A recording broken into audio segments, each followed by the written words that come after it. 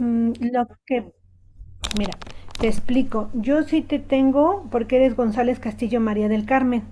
Ujú. Te subí, tu primera actividad está evaluada en la plataforma.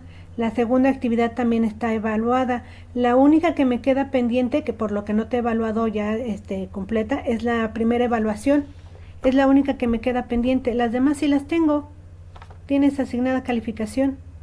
Sí, sí, de hecho, sí, o sea, sí tengo asignada calificación. Ya anoche pude ver, de hecho, usted me puso ahí una observación, le agradezco mucho, pero si no aparecía, lo importante es que ya en recursos humanos, que es la Ujú. señorita Monse, ya me pudieron, nuevamente aparezco en listas, ya puedo acceder a la plataforma, ya tengo mis proyectos, por eso le preguntaba, porque de hecho ya tengo lo de la lectura del libro de Palabras con Espíritu y la tarea que estaba pendiente, por lo que no podía subirla, que es lo de la película, Ok.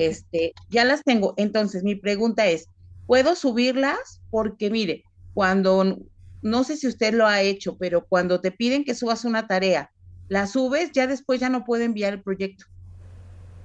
Mm, ¿Qué crees que ahorita no he tenido ningún contratiempo con ninguno?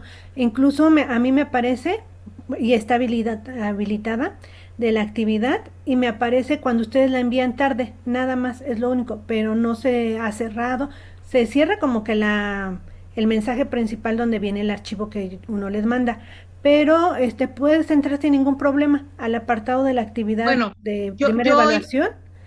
Inténtala subir.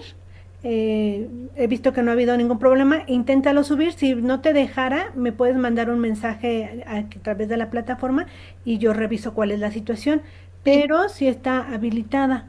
ok, Incluso, Miss, mira, te voy a mostrar. Ajá. cuando yo regrese,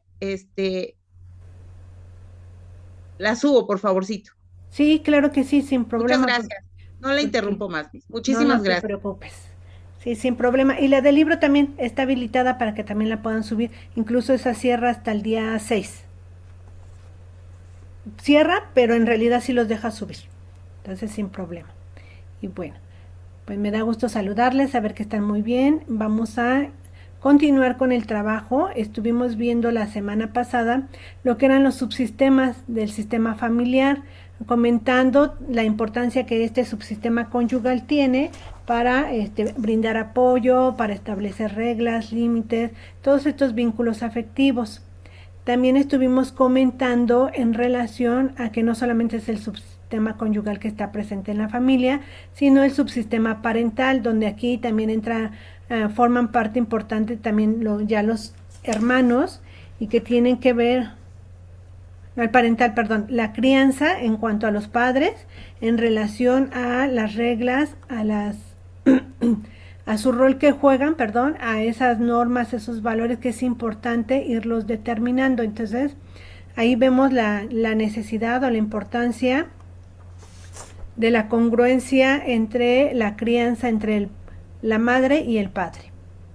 Comentábamos también en relación al subsistema fraterno, que ahí sí estamos viendo el papel que juegan ya los hermanos, quienes en ocasiones también se convierten en las personas que resuelven conflictos, quienes colaboran, quienes también hasta aprenden a negociar, a compartir dentro de este sistema familiar y que es importante reconocerlo e identificarlo. También estuvimos comentando sobre el subsistema individual, donde cada uno de los miembros también puede ser que estén desarrollando su vida de manera individual y de manera separada. Depende mucho del entorno familiar para poder ver cómo está desarrollándose esa autonomía. Y bueno, frente a estas realidades también tenemos que reconocer algunos límites que existen al interior de las familias y que permite también reconocer cómo está ese sistema familiar relacionándose, integrándose y cómo funciona a partir de cada individuo, a partir de la totalidad o el todo organizado de una familia. Porque nos hablan de ese intercambio de comunicación, de esa parte de relación, de apoyo, e incluso de esas reglas invisibles que no están presentes, o no son, mejor dicho, están presentes pero no se observan. ¿sí? Sí delimitan, nos dicen la relación, pero no se hacen muy visibles, ¿no? También esa parte donde se separa, nos dicen pues esta interacción entre ellos y que es importante revisarla. De ahí que entonces nos hablan de que hay ciertos tipos de límites. Ejemplo, algunos que son muy claros y que están muy marcados y que permiten el equilibrio y permiten la adecuada interacción entre los miembros y siempre están presentes, diríamos, la misma manera en cómo son esos límites desde la primera vez que ocurre alguna situación, siguen siendo los mismos ante cualquier eventualidad, no cambian, no están, no son diferentes, entonces están bien marcados, bien delimitados y por lo tanto permite un funcionamiento mejor de la familia, porque ahí están presentes y se sabe cómo actuar, qué hacer para evitar cualquier situación. Pero también nos dicen que hay límites difusos, que están un tanto borrosos en el sentido que a veces están muy abiertos y que de repente caemos en que pues hoy sí aplican estas reglas y estas normas y mañana ya no aplican tal cual, y entonces ahí vemos esa diferencia en las reglas y en las normas, o depende incluso nos dicen que en ocasiones depende del estado anímico de los miembros de la familia. Hoy mi mamá me dice que sí, mañana me dice que no, o al rato me condiciona, ¿no? Entonces son muy difusos, no están muy claros. Entonces lo más importante es que hubiera claridad, pero tenemos que revisar el tipo de familia y cómo son las relaciones. Y también tenemos algunos que le llaman límites muy rígidos, donde realmente son demasiado cerrados, la respuesta siempre es no, la respuesta siempre es de control, no hay esa parte de cohesión, sino es la rigidez total, ¿no? Donde nos dicen las normas se aplican porque nosotros somos los papás y porque así debe de ser. Entonces vemos esas realidades frente a las relaciones familiares que se generan. Entonces nos dicen que de ahí a veces se desprenden pues dinámicas disfuncionales, dinámicas que no permiten el funcionamiento adecuado de la familia al no tenerse reglas bien establecidas, al tener algunas situaciones que son cambiantes y no hay un equilibrio entre las relaciones. Y entonces aquí nos hablan justo de que ante estas dinámicas podemos hablar de alianzas, donde hay la unión de algunos miembros para lograr algún objetivo sin dañar a los demás. Estas alianzas favorecen al interior de las familias y lo vemos entre los hermanos, padre y madre, madre e hijo, entonces ayudan a lograr los objetivos. También hay coaliciones, pero en estas coaliciones, cuando hablamos de la alianza, no dañamos a nadie. Cuando hablamos de las coaliciones, cuando dos miembros de la familia se unen, a veces se unen, pero para afectar a algún tercero, a algún otro miembro de la familia. Entonces, no es tan favorable trabajar con coaliciones, más bien con las alianzas, pero sí hay que reconocer si esas coaliciones sí están afectando el desarrollo funcional de una familia. Hay otra donde nos dicen que hay la triangulación. Esta triangulación tiene que ver mucho en que de manera no muy consciente, o a veces consciente, diríamos, de algún miembro, principalmente el hijo, siempre es el que se involucra o participa para generar que el conflicto disminuya.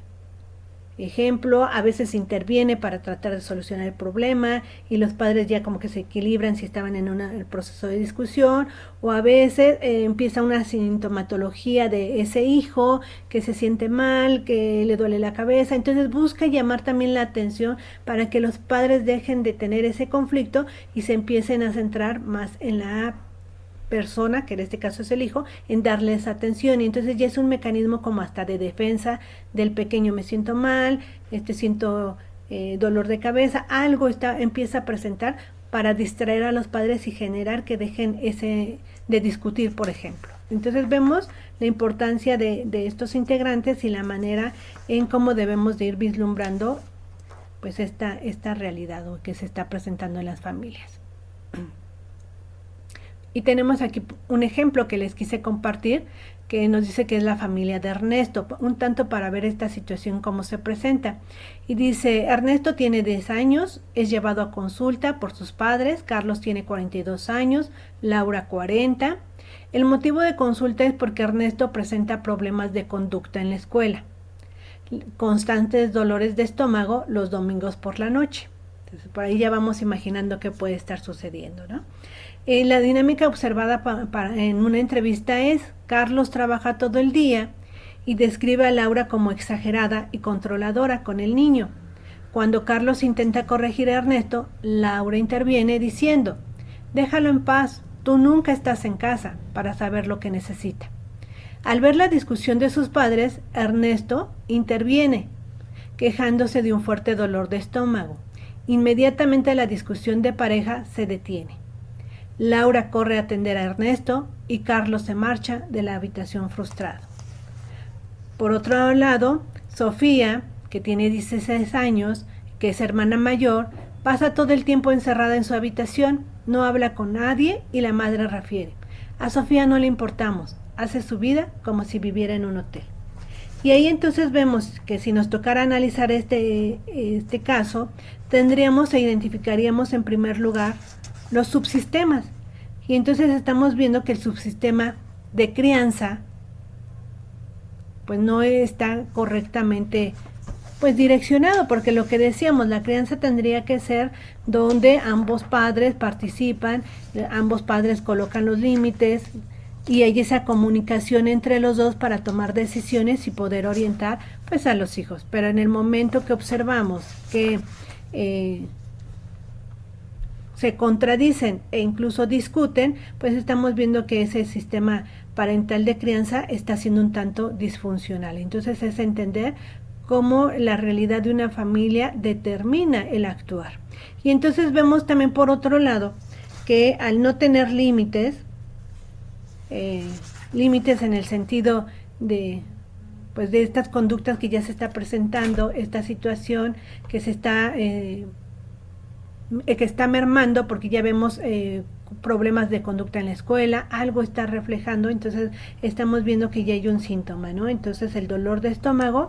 Y bueno, por otro lado también vemos que en esta situación Ernesto está interviniendo más como no ese papel de alianza, no en esa dinámica, sino más de triangulación, está siendo ese tercero que se involucra para detener la pelea.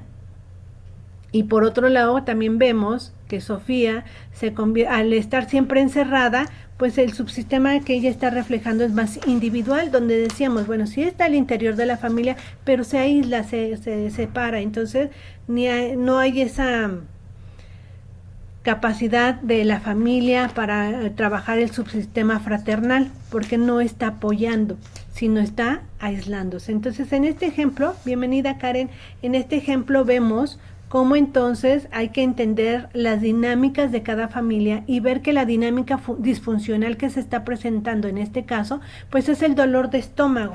El dolor de estómago que está presentando en este caso Ernesto y que es importante pues tratarlo. Entonces nos faltan, diríamos, esos límites, porque los límites no son claros, son un tanto difusos y nos hace falta también esa parte fraternal. Y entonces con ello vemos cómo pues desde este enfoque sistémico es importante analizar cada caso y cada realidad familiar. Entonces aquí tenemos algunos de los puntos que mencionaba.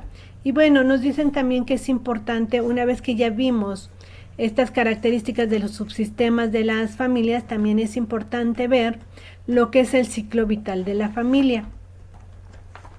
Este ciclo vital de la familia nos dicen que pues finalmente es por todas las etapas que pasa cada una de las familias y que es necesario identificar que cada periodo tiene ciertas características y que pasar de una etapa a otra genera ciertos momentos de crisis que a veces son visibles y a veces no los vemos, pero que es importante identificarlos para poder reconocer la flexibilidad, la transformación, los procesos, la estabilidad, todo lo que se genera al interior de la familia para pasar de una etapa a otra.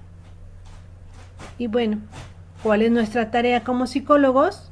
Justo observar a la familia, tanto en su funcionamiento que es saludable como también en la disfunción que esté presentando. ¿Para qué? Para poderle dar un acompañamiento, atenderlos y guiarles.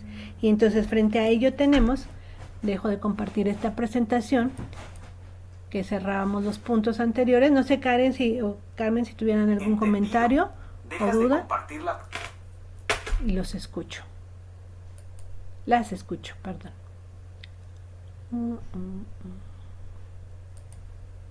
Es importante revisar esta parte de la familia porque nos dice que justo estamos revisando todo lo que tiene que ver con las características, la manera en cómo funcionan, la manera en cómo se relacionan, la manera en cómo interactúan y hoy pasamos a lo que son cada etapa para poder ir entendiendo la realidad también presente en cada una de ellas. Antes de pasar a este punto, la clase pasada comentábamos con Carmen, o comentábamos Karen, donde les comentaba que mucho de la manera de ser, de la personalidad de un individuo en su etapa adulta, tiene que ver con su infancia. Les comentaba que normalmente algunos autores nos dicen que de los 0 a los 3 años es definitivo. Carmen comentaba que sabía también que era hasta los 7 años, y todo esto también depende mucho del autor con el que estemos trabajando para poder ver esta realidad o esta situación. Les comparto.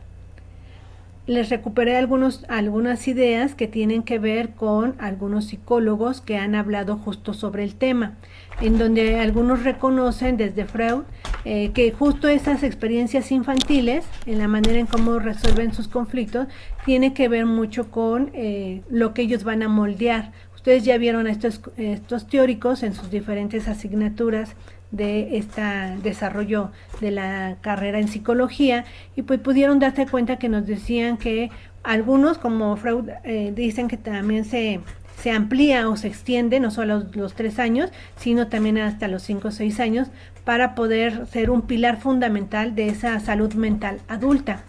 Otros autores, como Margaret, en su teoría de simbiosis o individuación, ella menciona que es de los 0 a los 3 años, donde justo surge esa separación y ese proceso que se genera de desprendimiento, o mejor no de desprendimiento, de separación total de la madre. Si fracasa o se interrumpe, nos dice que pueden existir algunas estructuras de personalidad psicóticas, limítrofes, es decir, donde la estructura neurótica o psicótica se pierde de la realidad, y entonces eso genera conflictos en la vida adulta.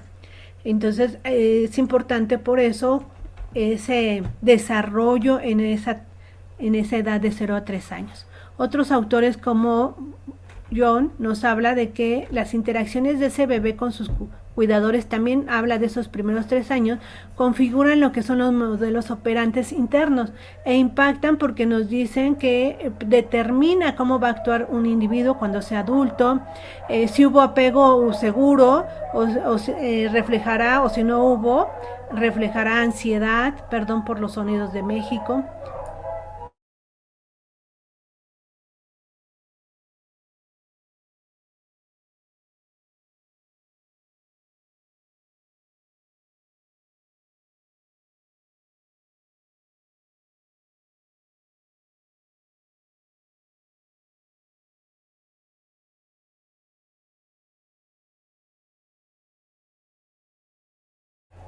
Creo que ya pasó un poquito.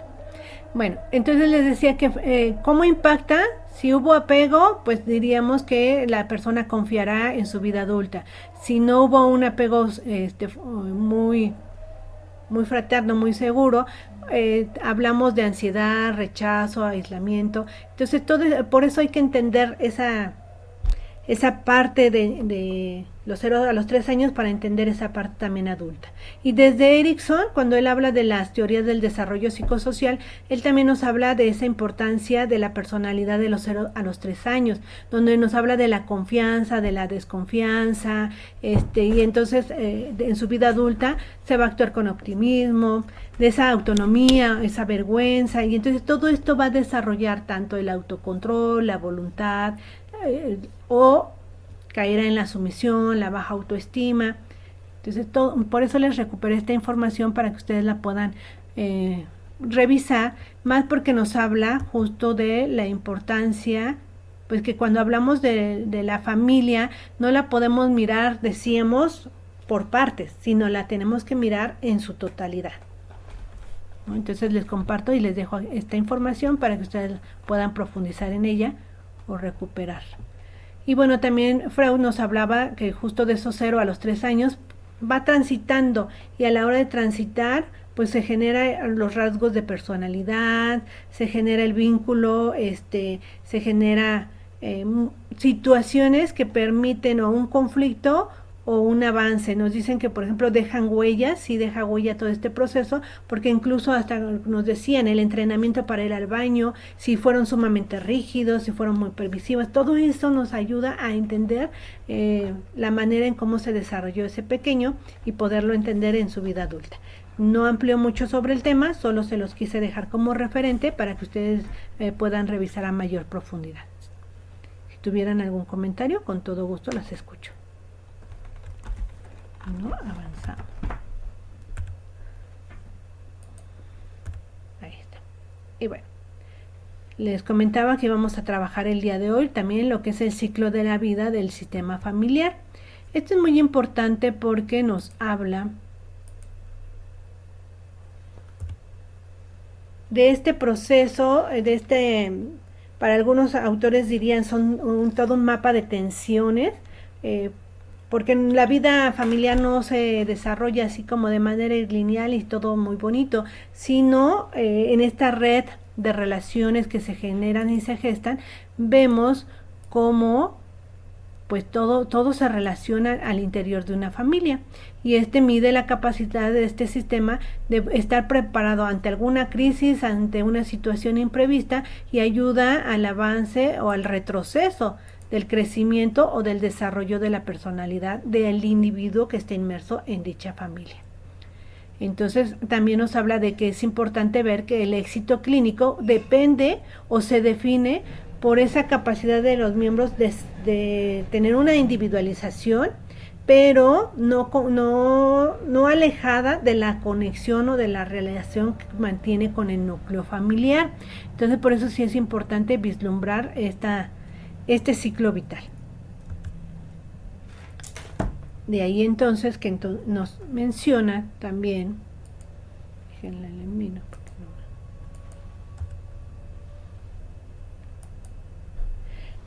no. Nos dicen que recuperamos para el caso de México a un autor que es fundamental, porque se llama Lauro Estrada.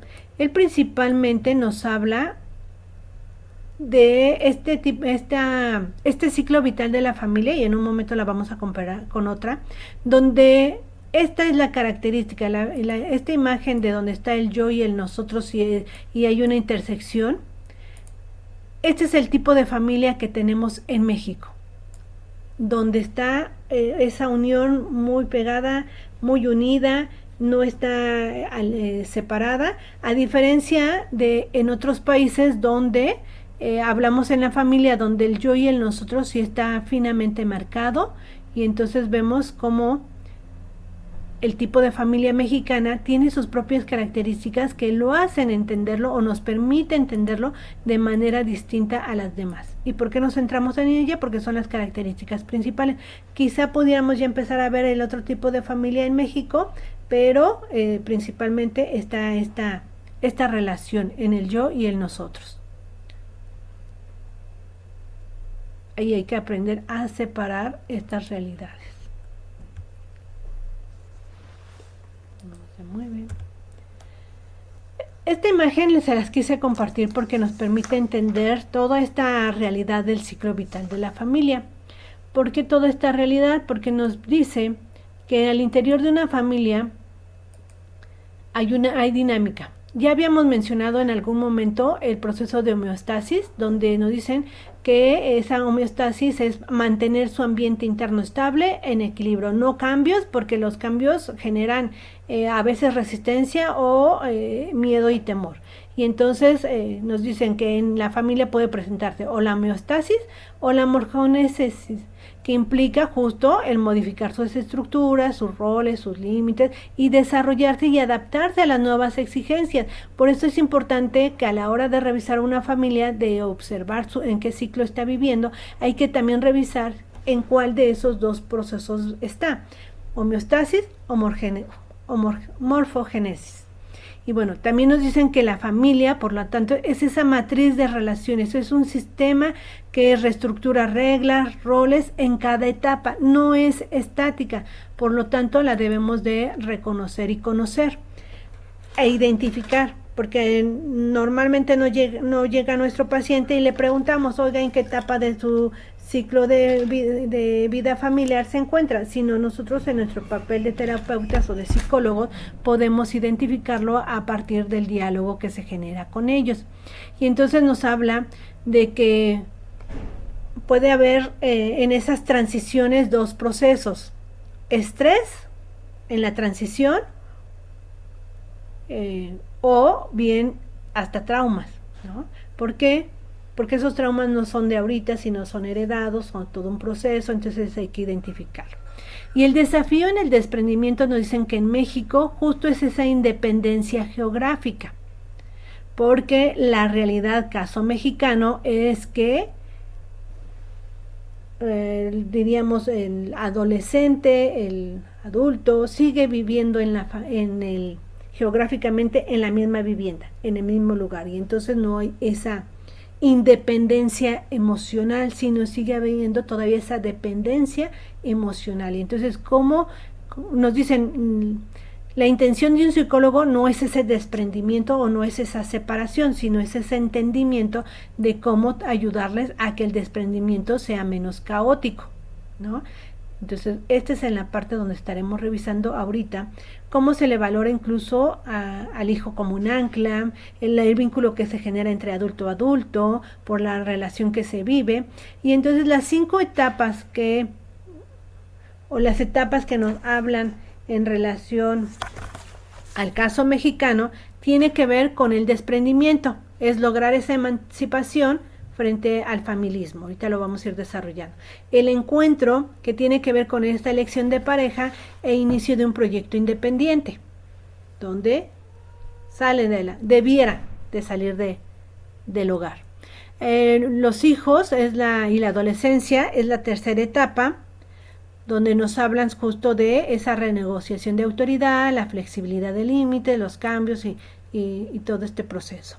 El número de la quinta etapa es el reencuentro, y la sexta etapa es la vejez. Ese reencuentro a veces y esa vejez la asimilan como ese nido vacío. Y entonces iremos viendo cada una de ellas. El día de hoy solamente nos vamos a centrar en el proceso de desprendimiento. Si tuvieran algún comentario, con todo gusto las escucho. Y yo, es que voy manejando. Dice que son 5 etapas de México, pero ¿etapas de qué? Del ciclo de vida del sistema familiar. Ah, ok, sí. Gracias. Sí, y justo ahorita vamos a comentar porque vamos a poder encontrar nosotros muchos referentes teóricos que nos van a hablar y que decimos, pero ¿por qué son diferentes esos ciclos vitales a comparación de México? Por sus características. Ya en algún momento comentábamos que mientras los hijos se desprenden de la familia a muy temprana edad, en el caso de México no lo es. Por eso retomamos a este autor que justo habla de este caso mexicano. Y nos habla, lo que yo ahorita les decía, esa homeostasis, el proteger la estabilidad, la búsqueda siempre de que todo continúe igual y no se quiere cambiar, y la morfogénesis, que sí busca o se obliga, mejor dicho, reconoce que las familias tienen que cambiar sus roles porque las situaciones o la realidad es diferente. Entonces hablamos ahí de esa adaptabilidad. Entonces aquí nos hablan de, en esa adaptación que se genera, a veces no se logran esos cambios. Entonces hay que entender y reconocer en qué etapa, en qué situación sistémica se encuentra la familia para poderla comprender y para poderla acompañar. Porque mientras nos dicen que alguien en una familia sí intenta ese cambio, pues hay un conflicto porque está en una familia donde se busca siempre la estabilidad y no cambios al interior. Y bueno, frente a esta, dice, a esta dimensión sistémica que nos permite entender este ciclo, esta reestructuración de límites, estos cambios que se generan, porque ya hablábamos de esos límites que pueden ser difusos, pueden ser claros, pueden ser rígidos, entonces tenemos que evitarlo para no generar patologías, no generar situaciones conflictivas, pero hay que identificarlos. Este choque entre mitos, traumas, estrés, toda esa transición tenemos que revisar qué está generando. ¿Genera estrés o está basada en esos mitos, esas creencias, esas costumbres? Y entonces tenemos que ir revisando. Y también hay que ir revisando cómo es ese familismo, cómo es esa resistencia, cómo es ese desprendimiento, si es doloso, si es muy fácil de transitar. Tendremos que ir revisando cada uno de ellos. Por eso les comparto que hay un modelo universal. Para hablar del ciclo, nos hablan de un modelo universal contra un modelo mexicano. ¿Por qué es universal? Porque nos hablan incluso de un adulto independiente, de una formación de pareja, de hijos pequeños, de adolescentes, de la emancipación, del nido vacío y de la vejez, pero tiene características distintas. Decíamos porque a veces en las familias de algunos países la separación del hijo es desde el nacimiento. Desde el nacimiento ya tiene su propia habitación, tiene cuidadores, tiene situaciones y realidades diferentes que no vamos a comentar nosotros, pero sí que es un referente para poder entender el caso del modelo mexicano, porque nos habla de ese desprendimiento, lo que les decía, hasta llegar a esa vejez, y que incluso en la etapa 5 también es el reencuentro, donde nos hablan del nido vacío. Y bueno, en México dicen no se disuelve tajantemente, sino es un proceso que tarda y mucho. Y tarda mucho porque la realidad es que no estamos preparados para ello. Pero no dicen, nuestra tarea no es generar el desprendimiento, sino entender ese proceso de desprendimiento, la manera en cómo se lleva a cabo y cómo se realiza. Y entonces desde este enfoque de desprendimiento, nos habla que no es un evento solamente de tipo geográfico, de que salga del hogar o de que sea financiero, que se independice, sino es un proceso donde realmente se emancipar en relación a que empiece a tomar sus propias decisiones, que empiece a pensar, diríamos, a partir de sus nuevas realidades y genere una identidad más individual donde sea más el yo que el nosotros. Y ahorita vamos a ver, no tanto porque no sea bueno el nosotros, sino porque es importante este desprendimiento. Veíamos, bueno, les mostraba en una imagen donde justo aquí vemos cómo se desprende, pero esa unión, esa intersección que se genera en las familias es que está muy unida, y entonces este desprendimiento es un tanto difícil, esa separación de generar de romper ese vínculo. No decimos que se rompa completamente, pero sí ese desprendimiento donde empiece la persona ya a tomar sus propias decisiones, pero no solamente a tomarlas, sino a responsabilizarse de sus propios actos, porque nos dicen que en el caso mexicano, aparentemente, si se desprende, empieza a comprar sus propias cosas, empieza a tomar decisiones para sí mismo, pero sigue viviendo en la misma casa, sus padres siguen absorbiendo muchos de los gastos, sigue incluso nos dicen siguen lavándoles la ropa, es decir, muchos fenómenos que no han generado el desprendimiento. Para lo que sí conviene Sí se ha generado, pero no en su totalidad. Por eso es importante entenderlo. Y bueno, decíamos, para nuestra realidad mexicana, en esta línea del tiempo nos dicen que en otros países, pues a los 18, 19, 20, 21 años ya se van, viven solos, se independizan, y mientras que nos dicen que en México siguen viviendo en las familias desde hasta los 25, 30 años o hasta cuando se casan o incluso después de que se casan, en la realidad mexicana siguen en la misma, en el mismo hogar. Hay mayor independencia, sí, pero siguen en el mismo hogar, mientras que en otro país ya es independencia total, tanto económica como física, como mental, es decir, socioemocional y de todo. Y bueno, mientras que en otros países ese desprendimiento es esperado y se celebra, en México tenemos todo lo contrario. Se interpreta para muchas familias como deslealtad, rechazo, hostilidad, ya no nos quieres, por eso te quieres ir, es decir, los limitamos a que se alejen, ¿no? Y entonces, bueno, nos hablan también de que hay que generar esa independencia emocional, aun cuando se viva bajo las mismas reglas y bajo el mismo techo. Y es responsabilizarse de cada uno de sus actos. En la cultura mexicana. De tal manera entonces que es importante cómo trabajar con, nos dicen, con esa paradoja del espacio, con esa cohabitación y cómo generar fronteras ese nuevo joven adulto y cómo generar que de esa familia aglutinada, de esos límites externos, pues empiece, se mantenga así esa lealtad, pero sí esa individualización, que no sea vista como una agresión, como te vas porque ya no nos quieres, te vas porque algo no te gustó, y entonces siempre lo queremos tener al interior de la familia. Y a la hora que tenemos a un paciente hay que entender cómo está haciendo ese desprendimiento. Porque también nos dice que sí se genera el adulto sus propios ingresos, pero está sujeto a horarios. E incluso escuchamos la frase de que dice, mientras vivas bajo mi mismo techo, seguirás bajo mis mismas reglas. Entonces está controlado.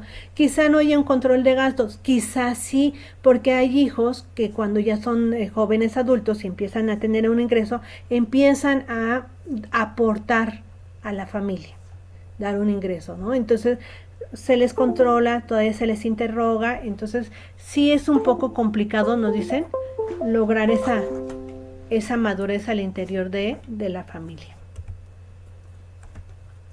Y bueno, entonces nos dicen que también hay una paradoja entre el espacio y el familismo, que así le llaman en México, porque nos dicen que el familismo, que es la familia, esa expectativa de lealtad, de apoyo, es un tanto complejo y pesa demasiado, porque no se puede salir de ese equilibrio de poder y protección. E incluso en muchas familias con anterioridad escuchábamos cuando decían que la hija menor no se podía casar porque iba a ser la que cuidara a los padres. Entonces ahí veíamos esa parte de del peso que la familia tenía, de la manera en que se tenían que conducir, y era parecía una regla existente en nuestro país. Hoy ha cambiado, pero a veces cualquiera de los hijos asume ese peso de familismo. No me he ido de casa porque pues mis papás me necesitan, porque ellos requieren de mí, y ya está con novio, ya está con pareja, ya está casada, ya tiene hijos, ya hasta es abuela y sigue viviendo con los padres. ¿Por qué? Por ese peso de familismo, porque se sienten responsables o obligadas a seguir cuidando a los padres, cuando nos dicen que pues la realidad es que tendría que haber un desprendimiento, y eso se tendría que dar desde que se es joven. Y bueno, dice que sí, el joven está sujeto, decíamos, a esas reglas y esas normas, ¿no? Entonces, debería de ser diferente. Pero ¿cómo lograrlo? Pues sí, a veces cuando acuden a terapia hay que buscar la manera de orientarlo sin que este desprendimiento sea caótico, ¿no? Decíamos ya esta parte. Lograr ese desprendimiento de celular que se activa y quiere darnos la respuesta. Nos hablan también de otra psicopatología que se presenta al interior de las familias cuando hablamos del pues desde este desprendimiento. Y tiene que ver con 3 perfiles clínicos. ¿Por qué 3 perfiles? Porque nos hablan de la adolescencia, donde está prolongada, es artificial. Jóvenes de 25 a 35 años con irresponsabilidades. Gasta su dinero en el ocio, pero decimos, quien sigue absorbiendo todo somos los padres. Y lo permitimos y lo validamos y lo aceptamos y lo hacemos. Pero lo hacemos porque no le alcanza su salario, porque pues quiero que viva bien, etcétera. Pero nos dicen que esto se llama atascamiento, porque es una adolescencia prolongada y es artificial. Ya no es joven, ya es adulto y debiera de hacer su propia vida, pero cómo orientarlo, justo es su tarea de cada uno de ustedes. El hijo ancla, donde hablábamos de esa homeostasis familiar, de ese cambio. El hijo se convierte en ese pegamento, nos dicen, es el mediador del conflicto conyugal, es el que cuida al padre, a la madre. Si se emancipa, nos dicen, el matrimonio de los padres colapsa, es decir, no se va porque sabe perfectamente qué es lo que mantiene unida a la familia, o tiene esa idea de mantener unida a la familia, y por eso el desprendimiento también es caótico. Pero se tendría que emancipar, generar su autonomía, su independencia y permitir que la familia viva su propia etapa, viva sus propios conflictos para poder crecer y desarrollarse y generar y transformarse en ese cambio tan necesario. Y la otra es la pseudomadurez, ese desprendimiento geográfico, pero con cero diferenciación emocional. ¿Por qué? Hay una independencia económica y física total, pero depende absoluta y completamente de la aprobación. Y a veces nos sorprendemos, y nos sorprendemos cuando escuchamos personas cercanas a nosotros que dicen, no sé, el ejemplo, le ofrecen un puesto mejor y le dicen, permíteme, déjame checar y lo voy a consultar con mi familia, y ya entonces tomo una decisión. Ya desde ahí vemos esa dependencia. Lo vemos cuando decimos, oye, ¿no te gustaría estudiar una carrera adicional? Y nos responden, sí, pero tengo varios gastos, déjalo checo con mi familia y ya igual y me animo, y si no, no. O su respuesta es, no, no me voy a inscribir porque mi familia me dice que no es momento para hacerlo. Entonces vemos cómo falta esa madurez y cómo esa pseudomadurez que aparentemente ya se tiene porque ya está alejado de la familia, porque tiene años que salió de ahí, pero sigue dependiendo, no económicamente, pero sí en la parte emocional. Entonces, estas son las patologías que se presentan y que justo también hay que trabajar con las familias para entender sus realidades. Y bueno, este hijo ancla nos dicen el síntoma es, pues, el ser hijo ancla. Una manera de solucionar es no reteniendo al joven, donde verlo como que si el hijo sana y se va, el matrimonio colapsa, no verlo como ese ancla, sino generar ese desprendimiento consciente para que pues realmente no se sacrifique en distraer a los padres, en querer estar siempre ahí, no sale con los amigos o no se va a algún lado porque pues hay que acompañarles, porque alguno está enfermo. Se tendrían que estar buscando diferentes situaciones porque pueden caer en depresión, en diferentes patologías que no les permitan el crecimiento y el desarrollo. Bueno, por otro lado también vemos que si es aglutinada, pues ya veíamos, si te vas de la casa, a tu madre le va a dar algo, ¿no? Esas frases que vemos en películas, pero también la vemos en la realidad de nuestro país. Y luego el chantaje. Todo lo que te dimos y ya no te importamos. Y ya no nos hablas. Y, por ejemplo, si hay ese desprendimiento, pero también no sé si se han dado cuenta que en muchas familias, diario me tienes que hablar. O diario te tengo que hablar. ¿Qué tanto contribuye? ¿Será malo? ¿Será bueno? ¿Qué tanto ayudará? Es una parte de reflexión que nos invita a nosotros ver que si está afectando al desarrollo de la persona, puede ser que sí sea dañino. Pero si es una situación familiar, de costumbre, y ayuda y contribuye porque se convierte en un área de apoyo, no tendríamos por qué tratar de evitarlo, porque está ayudando, está reforzando que ese desprendimiento se vaya dando paulatino, ¿no? Entonces, no habría culpa alguna cuando hubiera este tipo de situación. Bueno. Por otro lado, también hablamos de ese caso, ¿no? Nos dicen, pensemos en un caso, el síntoma de esos cambios. Nos dice, motivo de consulta, paciente de 29 años, presenta cuadros de ansiedad generalizada, crisis de pánico y relaciones inestables. ¿Cuál es su realidad? Vive en casa, la madre lava su ropa, cuestiona sus horarios y el paciente entrega su sueldo completo para que ella lo administre. Nivel 3, función del síntoma. La ansiedad clínica funciona como una barrera que previene la independencia. Es el miedo inconsistente a crecer, fracasar y asumir la incertidumbre de la adultez. Y la raíz sistémica nos habla de que el paciente se sacrifica, pero es de manera inconsciente para no despegarse del familismo ni abandonar a la madre, confundiendo esa simbiosis, esa separación con el amor filial. Y entonces ahí tenemos un caso donde nos dicen, este desprendimiento no se ha dado porque de manera inconsciente, pues la persona cree que se necesita mantenerse en el hogar para que la familia funcione. Pero ¿cómo lo refleja? Con esa ansiedad, con esas relaciones inestables. Y entonces tendría que ser momento de favorecer ese desprendimiento para evitar esa situación. Se preocupa por fallarle a los padres, se sabotea incluso, diríamos, nos dicen que a veces los casos de sabotaje para no abandonar a la familia. Entonces hay un agotamiento que debe ser trabajada y debe de ser analizada y debe de ser revisada para poder trabajar con ello. Y entonces, ¿cómo intervendría un psicólogo para poder revisar esta realidad que se está viviendo? Y nos dice principalmente a través de 3 puntos importantes. Primero, rastrear esas lealtades invisibles.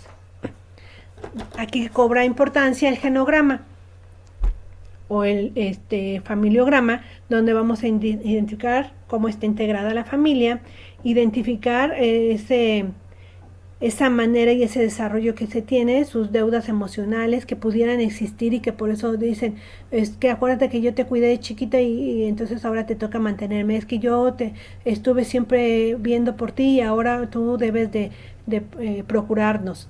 Todo eso se debe de rastrear, se debe de revisar para poder entender. También se debe de revisar cómo se redefinen los límites internos. Nos dicen desmantelar la postura de la víctima, ayudar al paciente a decir no, a cuando aún con esa edad se quiere todavía marcarles normas, pero la mejor manera pues es, diríamos, siendo independiente en todas las áreas y no tolerar la culpa que genera el ser individualista o ser ya independiente. Y bueno, también nos habla de esa negociación del rol cohabitante. Si dicen, si no se puede cambiar del lugar donde vive, si cuando menos reestructurar la dinámica, separar la relación entre padre e hijo, independizarse a una relación más de adulto a adulto, donde ya asuma sus responsabilidades, asuma sus roles, conozca la manera en cómo debe de irse independizando y dejar de actuar por conveniencia en que hoy sí soy hijo y requiero que pues me atiendas, me sirvas la comida y entonces en eso no quiero independizarme. Es importante independizarse en todas las áreas, incluso hasta en el cocinar, en el proveerse los alimentos, en el de tomar sus propias decisiones, es decir, esa separación en todos los ámbitos de la vida del individuo, no solamente en algunos. Entonces por eso nos hablan de este proceso que será importante que estemos desarrollando para transitar a ese adulto independiente y sí podrá seguir siendo cohabitante, pero no dependiente. Entonces rastrearemos, ¿cómo las rastrearemos? Ya decíamos esa historia, aquí les presento un genograma, cuando decimos es papá, mamá y pues los hijos, ¿no? Hay que revisarlo, el papel de cada uno tiene, los límites internos, lo que les decía, evitar la culpa o desmantelar, diríamos, mejor dicho, esa culpa. Se amplió esta. La reduzco, me saco. Ay, me salí, denme un segundo. Entonces sí es importante revisar esa parte. Y evitar en la medida de lo posible que la familia siga tomando decisiones. Y que por culpa nosotros lo estemos, o el adulto, el joven adulto lo esté tolerando. Pero decíamos, se debe de independizar.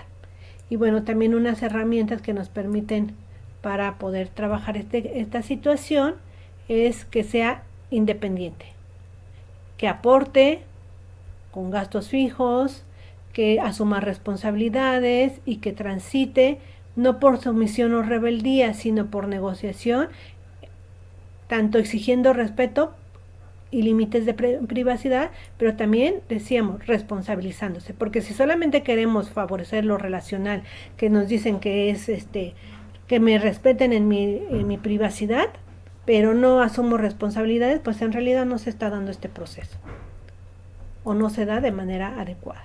Y bueno, para el caso de México nos dicen que no se busca romper la familia, sino flexibilizar esos hilos invisibles que no están presentes y permitir al individuo que transite a su siguiente etapa, que vuele, que construya, no que destruya el hogar, pero sí que contribuya a esa transformación. Y de ahí entonces pues hablamos de este desprendimiento que para México es doloroso, pero necesario para que se desprenda y pueda crecer.